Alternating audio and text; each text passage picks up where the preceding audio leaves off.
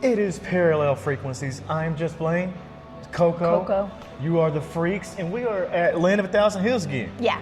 I like We it like here. it here. Yeah. It's comfy here. Like, get your coffee. It gets me out of Get your bed. treats. Yeah.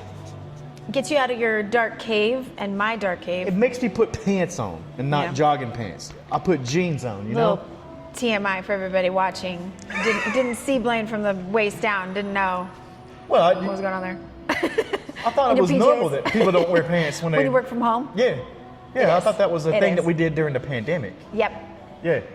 What did you do this No weekend? judgment. You know what we should do? We should talk about our family double date that we had this weekend. Oh my gosh. And we never saw each other. Never saw each other. We had a double date. We went to the same I things. know. Did you feel like you wasted? You were like, I'm going to send you these tickets. And No, I'm like, not at all all. right. Not at all. I hope that you guys had a good time. We went to the Bees game. Yes. We all went. Different games. We all went. We just didn't go together. Same seats. Oh my gosh. We passed each other. I invited you to the Salt Lake Bees game. I got some tickets. And me and my family went. And we left before you even got there. Yeah, because you were the first game. Yeah. Yeah, they ended up doing 2 games. 2 games. Double header. That's right. Look at you, I learned what sporty that ball. means. Look at me. Yeah. I Double was like, header. oh, okay. So there's another game. So we were going to show up at 6. We were going to maybe hit the second game. I think the second game was starting. But we walked in. We were like, wow, what a nice day. It's so beautiful outside. And oh, it's so great. And we like tried to find our seats. And we were like, oh, we think those are our seats, but maybe there's people sitting there. So maybe like, I don't know. So maybe we'll find somebody. Well, let's go find food. Let's go find food first. So we went and like looked at the hot dogs and the nachos and stuff. And we're like, do we want that? I don't really want that to eat. And I was like telling my husband, should we go find a usher or concierge or I don't know what they call them at games, but I'm like a staff member. We maybe ask where our seats are. Maybe they can help us find our seats. And my husband was like, meh, I don't care enough to do that. That's like going one more step into like, I really care and I really want to stay and I really want to see this game. It's like, I don't really care enough to do that. So we're like, let's go bowling. Oh, there you go. So we were there maybe 10, 15 minutes tops. Just walked around. It's nice. Saw the stadium. It's so clean. Yeah, it is. It's very fun. nice, clean, well taken care of. We're just not enough baseball fans, I guess, to like make it like, we gotta stay. We gotta see I'm it. like the opposite though, because I went and I said I could come every day and just sit here and just watch. I don't care who's playing. I don't care any of that. Yeah. I could see it. Yeah, I enjoy it. It was hard with the kids. Ashton saw Bumble, the bee, and took off running and grabbed him and almost So tackled cute. the bee. Yeah. He's only For this being tall. as shy as he is with me, it took me a long time to get him to warm up to me. It did. It does take a while. But I guess I just needed to dress like a bumblebee and it would have been fine. Yeah, absolutely. Little did I know. I'll remember next time. You got any fun follows? Our fun follows are taking off, by the way. Come here, Monday thing. Hey, Natalia. Yeah. Took off. Okay, good. Yeah, and she saw it. Thank you, Natalia. Sweet. Who do you have? Yeah. Who do you have Okay, now? well, I don't know this person in person, but I've been following this guy called the Greedy Peasant for a while. All right, let's look him up. Yeah. Tell me about I'm it. gonna go find him. TikTok, TikTok, I believe, and Facebook and all the things. I got him right here. The Greedy Peasant. Tell me about this guy here. Greedy Peasant. I don't know, something about him just tickles me. He is like really into Catholicism, mythology and things like that, but he's obviously homosexual. They do this big pride event at a cathedral every year, but he's also really into this, he calls it the Saint Snap system. He created where their hats and wardrobe covered in snaps, and he loves tassels. Like he's obsessed. I am obsessed now because he's obsessed. Because I watch him like snap together these costumes. He has this wonderful costume of St. Bartholomew where it's a flayed flesh. Oh, yeah. Over his shoulder, and the rest of it's just red dripping beads of blood rubies all over it. I am so tickled by this guy. He has something called September, where in September he goes around to all the cemeteries and finds like gravestones that have tassels engraved into them and looks at them and reviews them, and I'm looking. He's a blast. His info, his bio says a tassel archivist, snap entrepreneur, and medieval pageant designer. He's I like so this. funny. Sometimes he has this like these reels where relics are personalities talking to each other, and he gives them all character. This is wild. He's got 309,000 followers, so he doesn't need our help to get more. And it's just such a specific thing. So specific. He talks about Palm Sunday and how everybody gets a palm leaf to play with in church, and they can make crosses with them, and you can steal them, and when you have enough of them, you're rich with palm leaves. It's so silly, but I promise you, if you follow him, you're gonna have the best time of your life. At So fun. greedy.peasant. That's who he That's is. my fun follow today. He's followed by our own Nicole Taylor, too, right here. Okay. You know Nicole. Yeah, we love Nicole. I believe it. Nicole would love. Yeah, She I believe gets that. all of the. She helps. I don't want to give all the credit to her, but she does. She helps get Daybreak's Pride. diversity Yeah. and what is it? Diversity. Daybreak Diversity and Inclusion Group. There you go. Club. Yeah. But Which I I just noticed. volunteer with them and help Yeah, them too. we both do. Yeah. It is Movie Monday, All right, here we go. and Let's go. this is a big one. Oh yeah. I called this one months ago. Remember that? Yes. If I was in front of my computer, You I'd get play all the the clip. credit. Yeah, I'd play the clip right now where I said, one battle after another is going to win the Oscar. Sure did. Now, it wasn't that hard of a movie to pick for me. But if you look at the other movies that were nominated, that's a pretty bold choice to pick. Yeah. Because there was like 10 movies. There's Yeah. 10 movies now, and there was other big-time hitters, heavy hitters. Sinners, Yeah. you know, that was a big one. Which we're gonna cover. Yeah, oh, yeah, we're getting to that one, too. April's gonna be a big award list. Yeah. Of movies, and we're really focusing on movies this month a lot more. And one battle after another it's like a boss battle. Like if you're playing a video game, it's like a boss level, and the boss just keeps respawning. Oh, like yeah. that's what this is. It's like if you beat something, you breathe for 2 seconds, and boom, next battle loads in. Better graphics, worse consequences. That's what this movie. I kind of put this movie. Honestly, I didn't watch the trailer for this movie. I'm a huge Leo fan. I love Leo. Oh yeah. I will watch anything he's in, and I didn't watch the trailer for this. I just knew it was going to be good. But I thought it was going to be like a Western. I had a different feel, different vibe, and I thought it was going to be like a Western, and they were just going to be fighting, like just one battle after another. Yeah. Like that's what I was thinking. And then I started watching it, and this movie's a whole lot deeper than that. That would have been awesome. A Though. lot I'd have of loved really deep themes in this if you really dig. that. Reflect what's going on. Yeah. As usual, it reflects our Yeah. society and what we're looking at and what we're doing. And a lot of it does go with that. And this is grounded in truth. This movie's very much grounded in truth. Which is why I was a little bit uncomfortable with it. I got to about the scene with the Christmas Adventures Club, Oh, yeah. which I'm still a little bit like, wait, is that a real thing? That It- sounds Probably a real thing with a different name. that sounds like a kids club. Yeah. For, anyway, but that scene, when we got to that part of the movie, that's when I started to be like, ooh, I'm really uncomfortable. The truth of this movie is just it hits a little too close to the fears and Yeah. the problems that we're having that reflect some of our feelings about where society is right now. It was hard. It wasn't one of those like, oh, I'm watching this to escape the things that are hard about life right now. It was like, no, this one's really gonna dig right into that Yeah. stuff that's hard right now. Yeah. And this movie, though, it's hard to watch.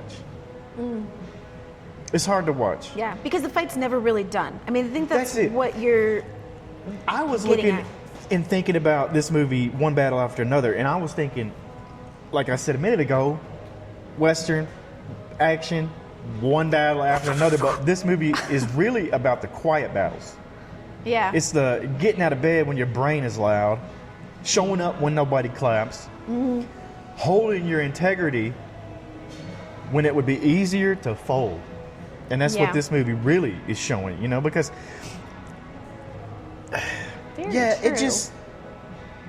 it's hard to become somebody that somebody wants you to be without losing yourself. And we see some of that in this movie. And like I said, Leo, I mean, look at the star-studded cast. You were going to get a killer movie anyway. Yes. With the people that were in it. And we keep saying it's a reflection, and it's like a mirror. It's the cultural layers. We live in the highlight reel culture right now. We want them burst. Everybody posting wins. Nobody posting the war it took to get there. And that's what we see in one battle after another is the war. Yeah, and you're putting out like personal battles that we all go through too. Like each one of us and what we've been through. And I'm going to talk a little bit about inherited trauma in a second. But I thought of that more as like when I look at what the women's movement went through in the 60s and 70s, and Gloria Steinem and all of the things that we were fighting for equality, Harvey Milk and LGBTQT. Fighting for justice, fighting to be seen, fighting to have our place in the world. And you're like, you just want to hope so much that we've made progress. You want to hope that like at some point you've won the battle. And like, oh, okay, same-sex marriages are now legal. Like we've reached that hump. That means that battle is over. And then it's never really done. And you get into another place of political climate where you're going, oh, wait, we're still fighting? Yeah. We're still, that's how I felt about one battle after another. It felt like a representation of that. Like, we're not done. We're going to, and I think that it really does show what's going on. It's like, there's always going to be another battle. Yeah. So don't get too comfortable ever. Don't get too comfortable. Really. And that's what this movie really does. It does do that. Shoot. And you got people in this movie like Sean Penn. And there are real people like this. Yeah. Yeah, he might have been a little exaggerated, but there are people on that side that are very much like Lockjaw. I love the name too, by the way. I love the Lockjaw name, but he was the epitome of what is looked down upon by a lot of people. Things. But then again, he could have been the protagonist to some. Right. Which is exactly the point, I think. We can't draw that line, and that's crazy. And it's one of these movies that you can't draw the line on who's wrong and right unless you believe in what you're looking at. Either way. Have convictions. And we're saying this and trying to tiptoe around the political lines, but it's not black and white. And this movie wasn't black and white. Yeah. We see all this stuff. We see Perfidia, the mom. We see her leave. Yes. Which, I mean, that's a great point to bring up. First and foremost, just that little micro piece of the storyline is her being a radical rebellion activist and so passionate. I mean, even like her family members are telling Leo's character in the beginning, like, you can't cage her down. You got to be able to keep up with her. If you're going to be with her, you got to step up, because she has strong convictions and she's willing to go all the way for what she believes. And then getting pregnant and having a baby didn't change that about her. And, there's a lot of people that are going to judge her choice to leave, to continue the fight, meaning she had to leave her child behind, and say, what a terrible mother, how awful she is. And, that's not a choice I would have made. But also this movie brings up themes of, what is the priority, personal or political? And is it exclusive? Is it one or the other, or can it be both? Can she be a good mother and put this like, I have to do this, even if it means essentially personally abandoning my child, but really I'm fighting for a better world for my child. So, and the themes of like, women are much more expected to give up what they find personally part of their identity when they become mothers over men, right? In a circumstance like this, most of the time, it'd be the man leaving, and that'd be okay. Yeah, they'd be like, well, it sucks that he abandoned his family, but also look at him being a hero. And there's a strong single mother. Like, that's what people would look at. And I think this blurs the lines also. Like you're saying, the battle of personal versus political? Is it the same? Is it sacrifice one for the One for for the the other. all? You know, like Yeah. if that one happens to be your child, doesn't matter. Right. And these Yeah. are all like, this whole movie makes you start thinking about, well, what would I do? Well, you know, Yeah. well, who is right? Well, who is Yeah. wrong? And it's tough to, Listen. what battle, for the freaks out there, what battle are you fighting right now that nobody even knows about? Because we all have them. Yeah. battling demons is a And- pretty common phrase, although I don't personally like that phrase in the healing world. I don't think any of them are actually demons, but I do like the context of like we all are. The biggest battle we have to fight is really our own self-doubt and our own is. personal. You see that in Leo's character in this movie too, where he's kind of playing this unlikely protagonist because his Yeah. convictions are not as strong as hers was in the beginning, and he's a little bit more of a bumbling idiot, I guess.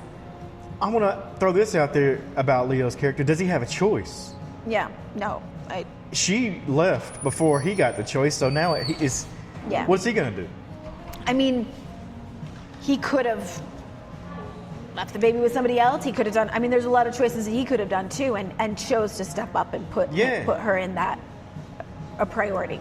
So he kind of plays the part, at least of the like, I've aged out of that, at least in the beginning, until he's having to be thrown back into it.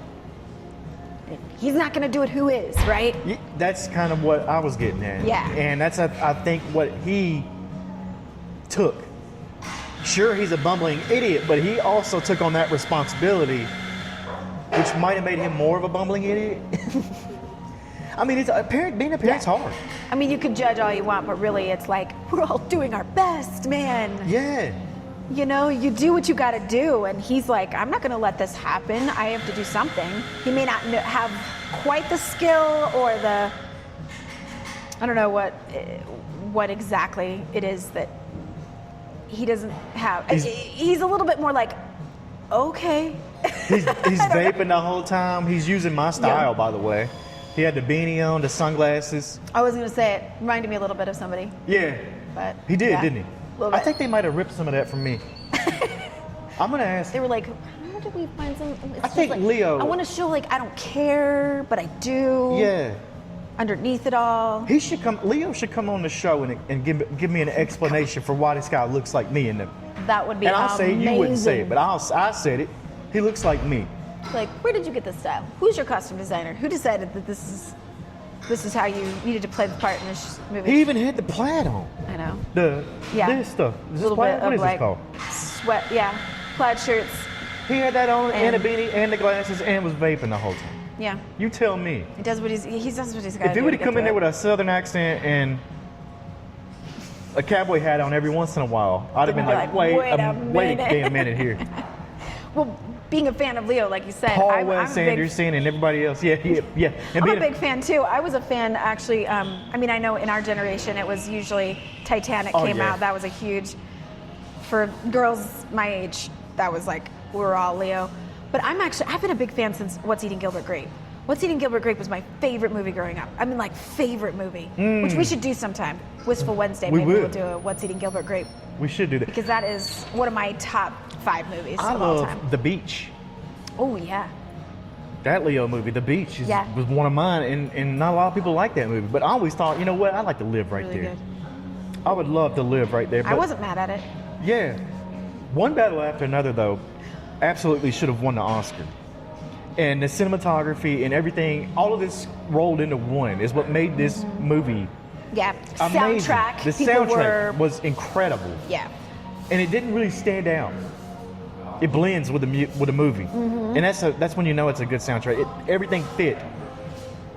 I love this scene too, where it's near the end, and it's the one where they're out in the desert and they're on the road, and that one to me was shot so well Ooh, yeah. that it was beautiful and it was intense. The whole movie was intense. Yeah. I remember when you first watched it, and you were like, I was on the edge of my seat. I couldn't put in, pick up anything else and just so focused on. I'm like, that's a good movie.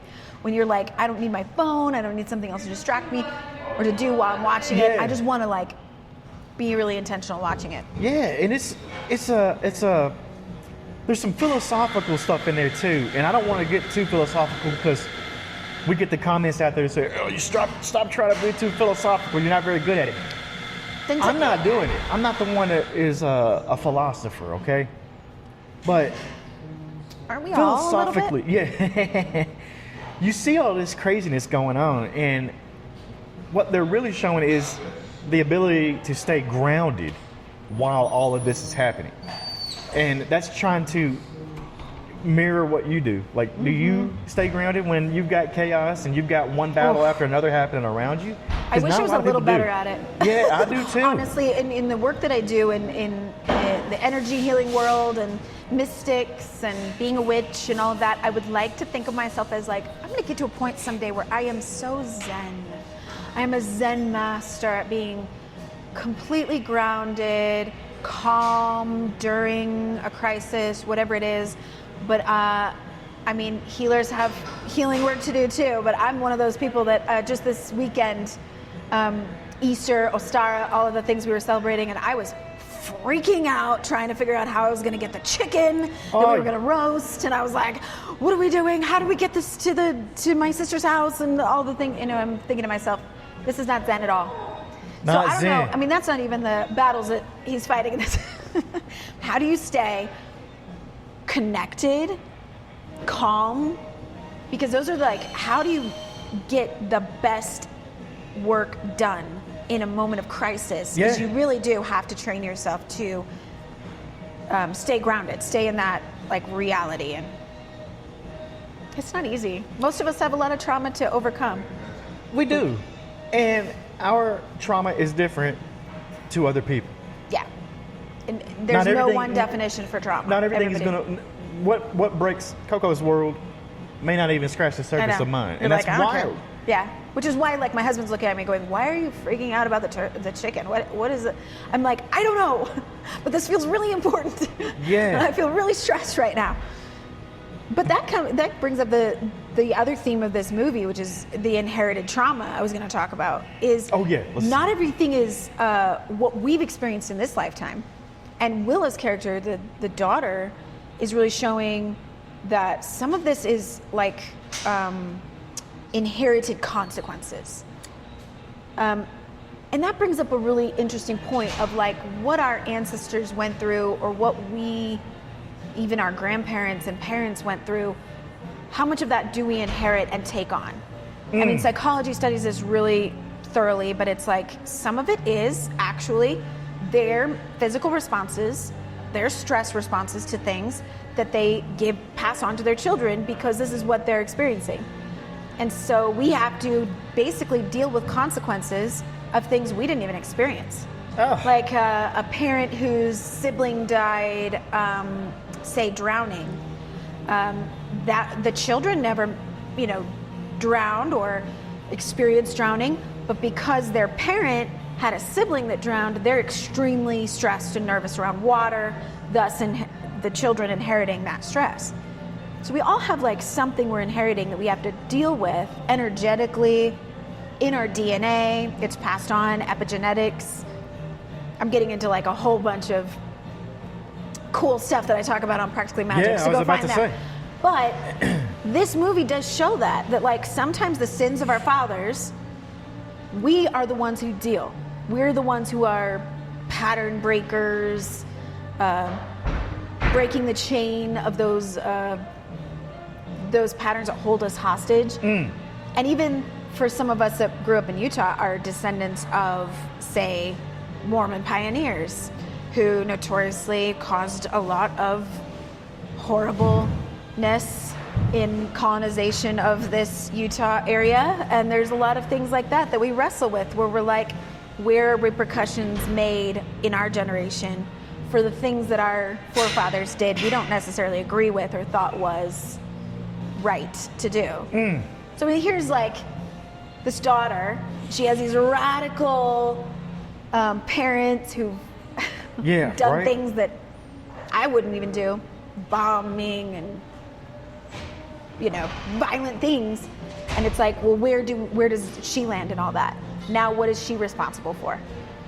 How does she raise up in her identity at the very end when she decides what she's gonna do? Yeah. Right? I love What do you this think about that? Are we This movie's meant to do that? making us think so much. I love it. That's Yeah. Well, that's what we're here for, Are we? guys. Are we? Yeah. Are you responsible for what your forefathers did? That's tough. That Yeah. that makes you, man, what am I being punished for? Like that's kind of what the thought is. And then where do you begin? Like, where do you begin? Decolonization within yourself? Where has the patriarchy or capitalist systems, things like that, where have they damaged me and created biases within myself? Begin the inner work so that you Yeah. can start advocating and helping people who are oppressed, right? What's your final thoughts on this movie? Was that enough? You got me thinking now. I'm like, I kind of have to go through There's my a day lot. now. There's a lot there.